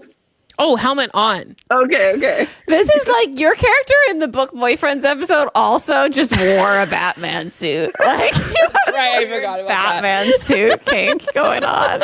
I can't get that scene out of my head from the Batman when like he has Catwoman like against him and like holding it, and I'm just like, oh my god, that's gonna be me. Please let it be me. Like if that's a hear me out, like is Jace a hear me out because I'm in love with him? No, no. See, Batman isn't a hear me out. Robert Pattinson isn't a hear me out. In the suit with the helmet on. In the suit, yes. Okay. Well, nobody likes Jace, I feel like. Well, if you have the main character, taste, you like Jace because he's the best character for real. I love him. But we don't. That's a whole nother episode. Jace truther. The thing, Katie says the clothes make all the difference sometimes with characters, and that's so true. It's like, I mean, like we can love an actor. Like, I mean, my love for Henry Cavill knows no bounds, but like he, as different characters, I have certain amount of levels of attraction to the characters that he plays, and like those characters, those costumes changes. Yeah. So it's true. It's different. Mm-hmm. It's different when you have love for an actor so much that you'll watch them in anything. Yeah. Versus like love for their character. 100%. I'll watch Rosamund Pike in anything, but she always plays like truly heinous people. I'm trying to think of one of her characters. I can just picture her face. It's like because she was in Gone Girl, and then she was in I Care a Lot, which is the movie about that woman like scamming elderly people out of all their money. Oh my god!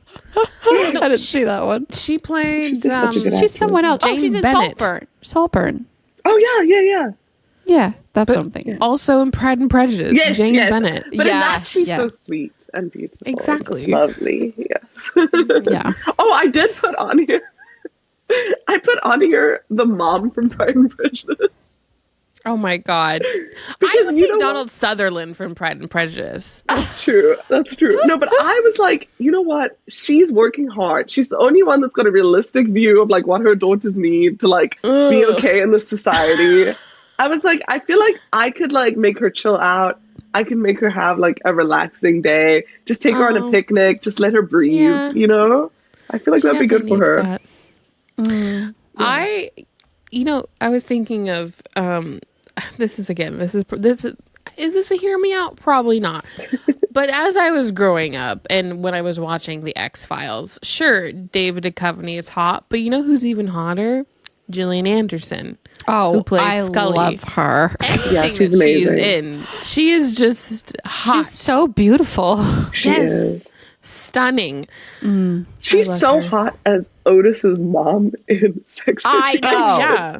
In Sex Education, she is so fucking gorgeous. I can't. And she is so sexy because she's so confident. Yes. Yes. And she just continues to get like sexier and sexier as she ages. And it's like goals. Right. Yeah. I'm like, how did her son come out so repressed? Like, with such a confident, gorgeous. You know, because sometimes you just try to do what your parents don't do. Right. Yeah. Okay. I have down, this is kind of hear me out. Hopper in Stranger Things. Oh my, yes. Yes. Yeah. I love him. No, he's great. And he's a good dad. Everyone loves He is. And he's just like so capable. He could do anything. I believe in him. I feel like Hopper is the kind of man that I would like to marry. Well, Yeah, let's go get him. He has his issues, but Sure. he's great. I like that he's capable. I like that he uses like brute strength. I like that he loves but is also like tough at the same time. Yeah. He's got that like man thing, but he's also like really has a big heart. Yes, he's a good person. Yes. I also love Steve, but I know he's not hear me out. I think sorry, this is kind of, yes. I was Go say, ahead. I think Steve is so much better than who's the other really boring guy that Nancy like goes with? Yeah, I know. I mean, like, we're shipping them in season 1, but after that, like, I know it like fully dies loving such a Steve. painful, boring. What is his death. name? It's the brother. I know. He becomes a pothead. He loses the plot. Jonathan. Yes. And he kind of looks like he does drugs to me. Like, he looks like he has a drug problem. It's like a spin-off show, and it's just Jonathan like getting the help he needs. It's hard to ship them when I'm like, you look like you have a problem. I know, but and I want you to get help. Sometimes they do a good job. Sometimes they he looks so lose the plot. disheveled. And Steve just ends up being so much more likable. But anyway, sorry about the tangent. He has such a big heart. He does. He does. I love him. Yeah, I have Chandler Bing on here, and I know he's not a hear me out, but I love him so much. I'm in love That's with like Chandler a boyfriend. Bing. Yeah, You just wanted to mention him, bring him into the room. I almost like I couldn't not. I mean, I feel like though, like everyone says that like Joey is the most attractive, but I always thought that Chandler was the most attractive on Friends. Can I say And I don't think Phoebe. any of them are attractive. None, but Rachel's so beautiful. Okay, I would sorry, say I meant the Rachel. guys. None of the guys Oh. are attractive to me. I think all the women are attractive. All but women are hot. Yeah. I think the men are not attractive. I feel like they're all like the kind that like grow on you with their personalities. I like David Schwimmer. What's his name in the show? Why am I Ross. Ross. Geller? I mean, I always because he's like tall and dark, but I don't know. I never really liked him. I thought he was so Right. funny. Ross, to me, he always looks like he's just like lost his balloon. You know what I mean? Like, he just looks. That's the endearing part of him. He's just like his physical humor is always there. I know, but I feel like they don't He's deserve always any kind of their like women that they end up with. I'm like the women. Well, are so Chandler does. Chandler's amazing. He experiences a lot of growth. in this Okay, show. does anyone have anybody from Star Wars? No, but give it to us. It is. I mean, this is really hard because obviously, like, Kylo Ren is my ultimate. And you don't want to cheat on him in his own universe. Yeah. Right. Right. Right? But Okay. just do it. Okay. So, like, obviously, The Mandalorian, we love a man in a suit. Right. Suit on. Or off. That Either one. way.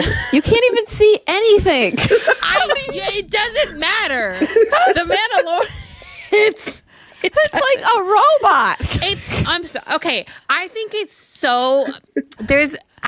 so cool when like an actor can act. Now the Pedro's doing the voice, and sometimes there's like the guy underneath who's also like acting him. Right. But like the fact that like you can just feel this sex appeal from him when he's fully covered is hot. I just don't feel it, but I think this should be the test I'm going to tell my like straight friends to do. It's like, put the guy you want to date in a suit where you can't see him at all. If he's still hot, date him. If he's not. But if he's not talking, how can you tell if he's hot? He's allowed to talk. He's allowed to talk. He says like one word. He's like, this. He says more than one word. He said, this is the way. This is the way is not enough to get to know someone. Okay, but also, hold on. You guys, what, Christine? First of all, the Mandalorian can't take off his suit, right? Okay? Like, we can't see his face. And I know. That makes it hotter. The forbidden element. I need to see somebody's eyes to know their soul. Oh, God, absolutely not. I am literally what's her face from Sex Lives of College Girls who like just has Bella. Sex with the mascot. Bella. Okay, but he can't take off like everything, right? So now he's just focused on you. So he's just focused on you and your pleasure. I'm sorry. Look at Christine's face. I need personality to be attracted to anybody. So like, but if it's just personality, he does. He saved Baby Yoda. Yes, okay, his son. He's not making me laugh, and so I don't care. He does make me laugh with the way he deals with Baby Yoda or Grogu. The best part is when he like twists off the little thing from the you know what he's giving and gives it to him. He's giving Geralt from The Witcher. He is The Witcher in a mask. He's not. Yes, he is. That's his sense of humor. It's being mean. You know what? I like that.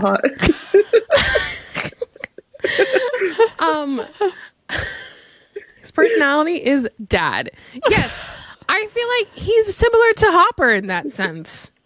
Daddy. Well, Hopper, I can like see his emotions, and he's also funny, and I like him a lot. This doesn't mean that I'm going to be in a committed long-term relationship with this person. Well, all these people are committed long-term relationships in my head. Me and Tigger are going to live happily ever after.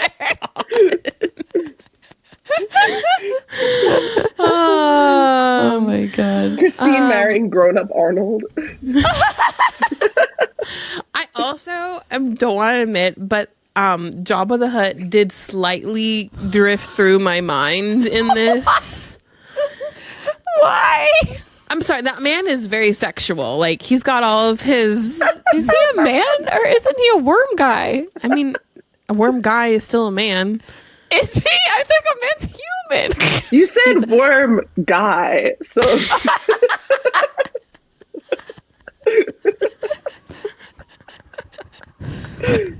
Something about his tongue.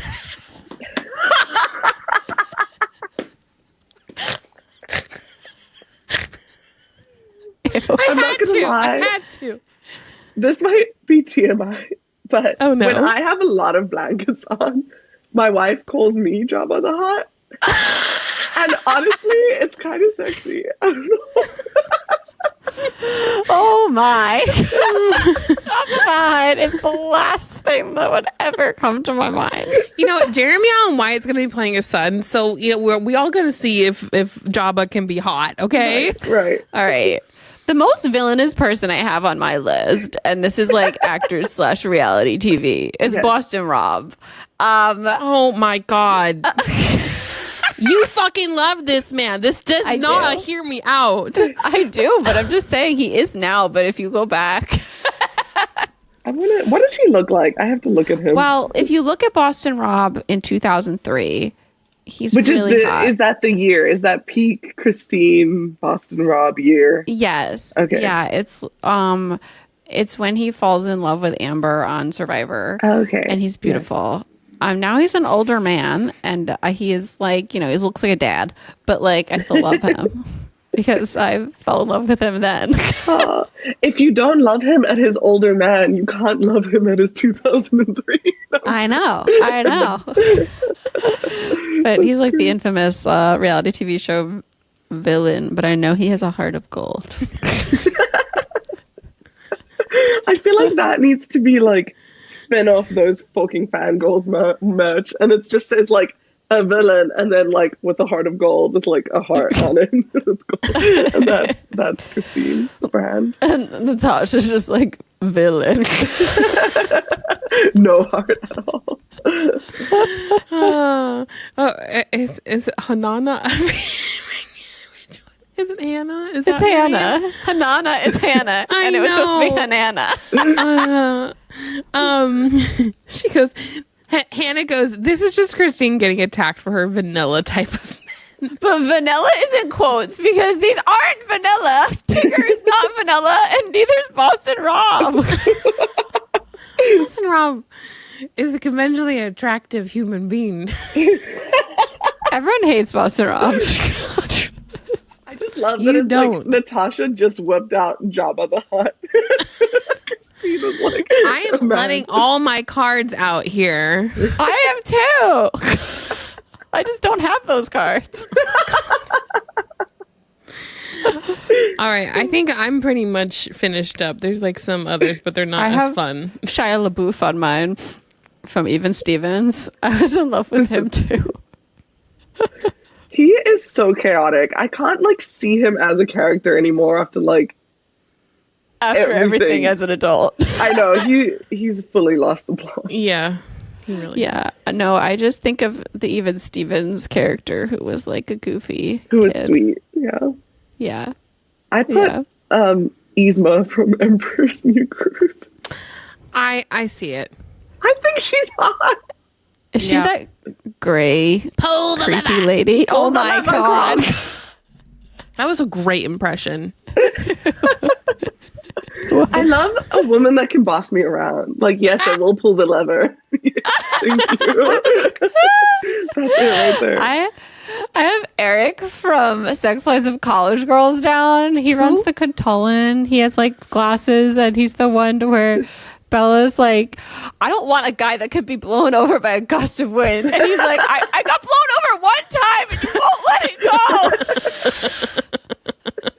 I love that Christine's like watching these TV shows and looking at the background characters like, which one of these is husband material? I think she does that for like her books though. She's like, ooh, a hot new bombshell has entered the villa. Okay, my last one I'm gonna say is I love the Nanny Fine and Mr. Sheffield. Now if I could have them both, that would be the best. You would like to be in a throuple. Yes. I love it. Please. I love to hear it. Mm-hmm. I have for actors, like this actor in like whatever role, I in love with him, and that's Rob Sheehan.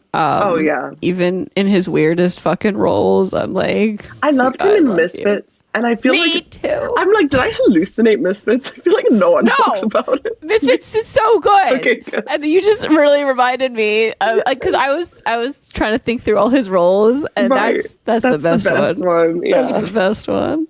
He was a great Simon too, though. I thought he was cute as Simon. I also have Simon on my list, but I didn't say him because I knew you guys would be like, Simon! That's just a book boyfriend. I love him.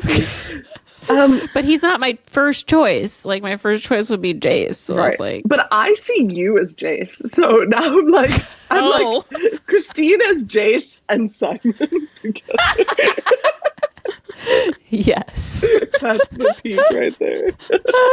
Literally, when I picture them making another Mortal Instruments movie, I'm like, they have to cast Christine because I can't see anyone. Jace. That's my Jace.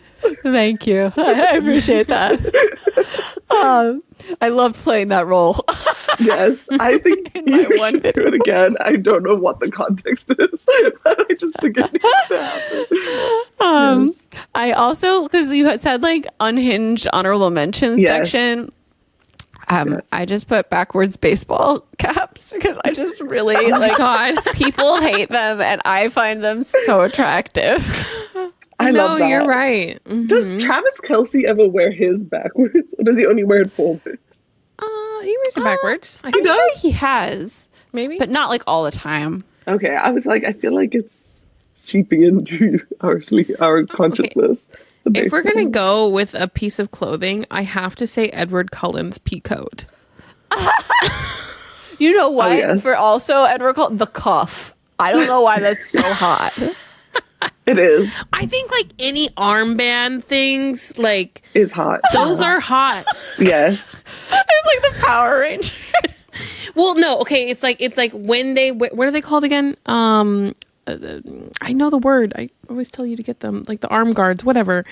Yeah. Well, that, and then like they have their arms then exposed, so then it's just like top of shoulder and bicep. That's hot. Also, what I'm getting from this is that Natasha needs to see very little of the human form to be ready. They can be like this much skin or none, and Natasha's like, yes. Oh, Katie says it's giving Luke from Gilmore Girls the backwards baseball hat. Yes. I couldn't remember who it was in my head that was like in my subconscious. It's him. 100%. It's him. Yes. Okay, do you want to hear my item of clothing? Yes, give it to us.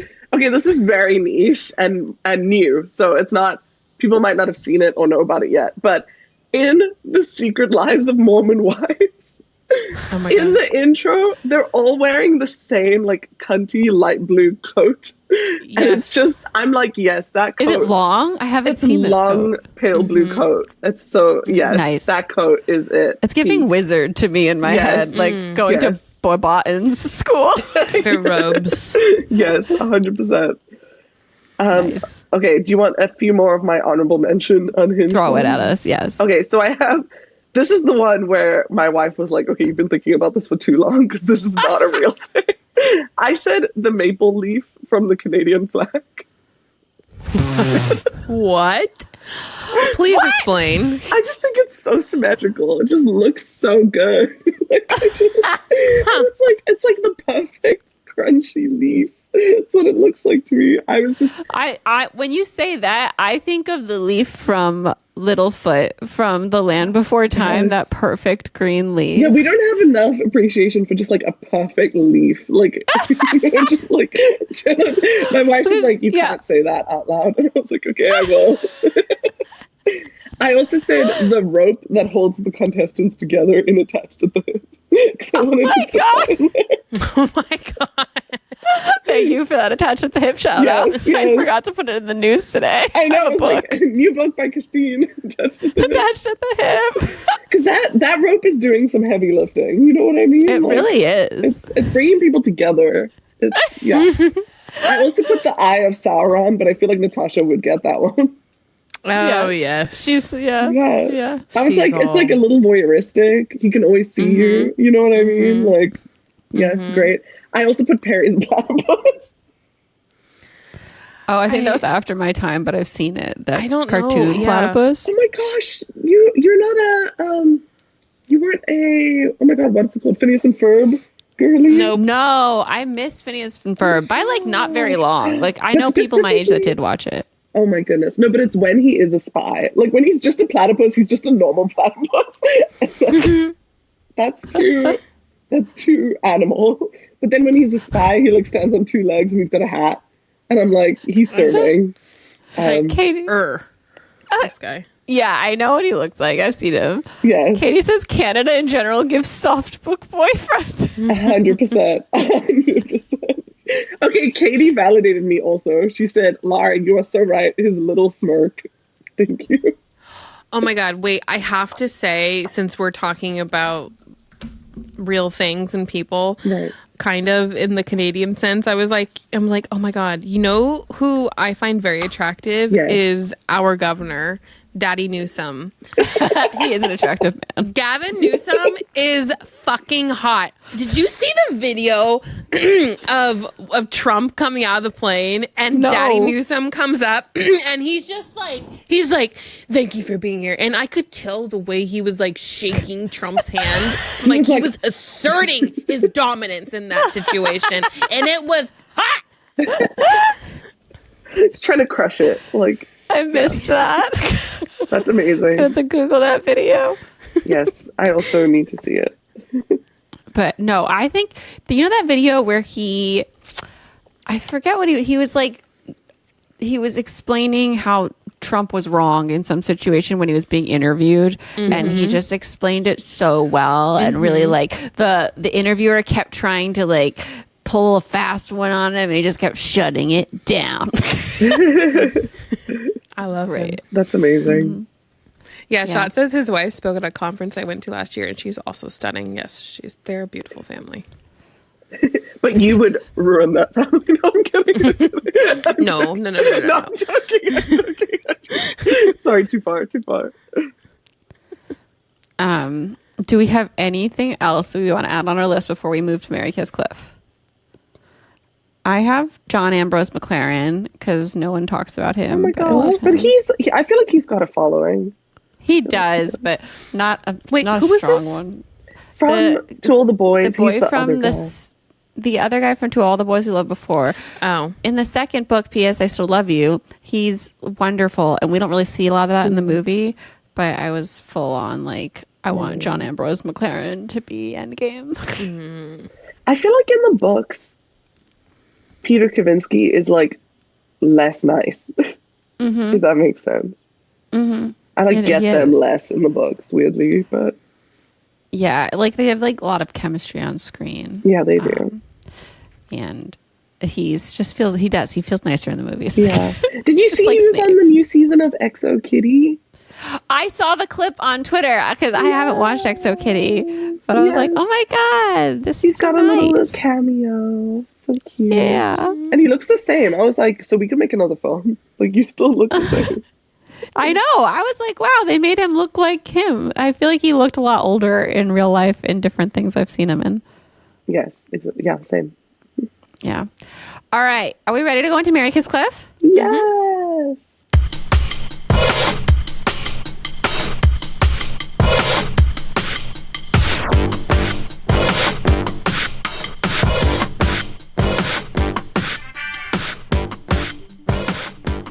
All right. Woo. all right, Laura. Yes. Hit us. Okay, hi. So I have I made a Fourth Wing themed Mary Kiss Cliff this week. Oh. But I know you guys also talked about it last week, so I didn't realize it before I made it. So, but we can do it anyway? Question mark? Yeah. Okay, cool. Okay, so I said Taryn, like the dragon. Taryn. Yes. Am I saying that right? Taryn. Yeah, Taryn. Yes.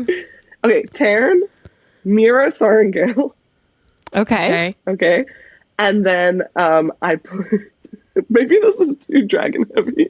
I said Taryn, Mira Sorrengail, or Scale. So you gotta make a choice about if you want to be with a dragon or a human woman. I am going to marry Taryn. Okay. And kiss Mira, and unfortunately kill Scale. And then Taryn will probably die. It'll be sad. Right. Oh my god, that's terrible. How about in this universe, you push her off the cliff, she can fly, she's okay. All right, she's fine. She's gonna come back and she's gonna come back bite and you. kill me. Right.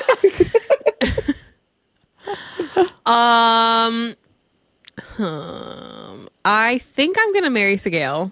Okay. And I'm going to kiss Mira, and then I'm going to cliff Taryn. So Oh you my you guys can just separate them and have them and marry them separately. True. What are you gonna do? Well, I'm happy to know that I'm the only one picking human woman. I love Mira, but I think we butt heads. Yeah, that's fair. I think she's hot. She was also actually on my Hear Me Out But then I was like, she's too conventionally attractive, so I brought her here. But yeah, so I would marry Mira Sorrengail, and I would kiss, I think, Taran, because I like his personality better. And I just a little kiss on his snoot, just a mwah. Mm-hmm. And then, I would cliff scale and just hope she survived. Chris hate her. Wait, I don't hate her, just don't like her as much. Can we do a second Mary Kiss Cliff with like our most outlandish Yes, please. Okay, so Christine is going to be Tigger. Mine is Jabba. Right. And Laura, what's your most outlandish? I feel like the cereal. The cereal. Cereal. Oh my goodness. I keep thinking cereal every time you say it. Like, I know, I'm sorry. I can't. Breakfast.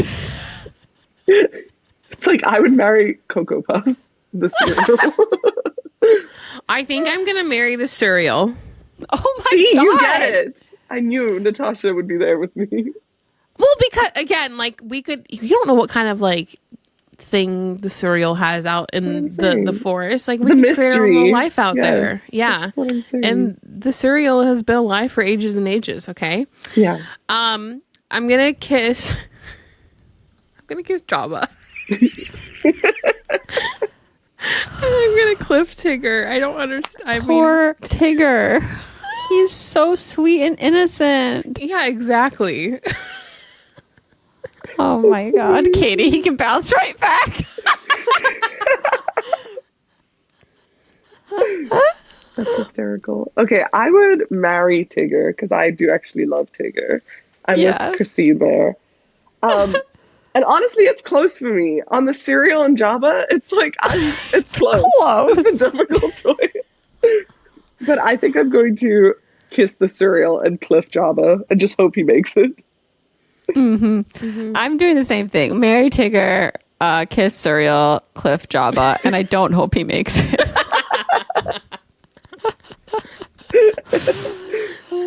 That bitch should die.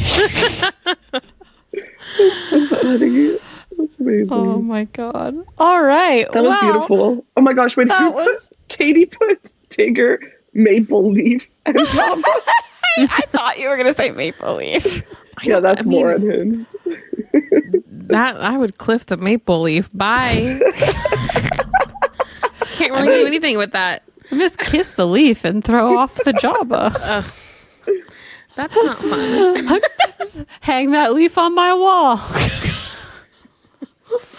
All right. Well, that was our Hear Me Out episode. Thank you so much, Laura, for hanging out and coming on with us and supporting the Patreon. Can you tell us where people can find you online? Yes. So I'm on Instagram. I'm at LARA Writes Books. And then on TikTok, I'm at LARA Writes Fantasy because LARA Writes Books was taken. Nice. Yes. I like how you're a click clock. Yes, thank you so much for having me. I had a great time. And again, sorry to everyone for my wheezy laughter from my cold, but I hope it wasn't too bad. You don't have to apologize. Laura's socials will be linked in the show notes, so you can go follow her.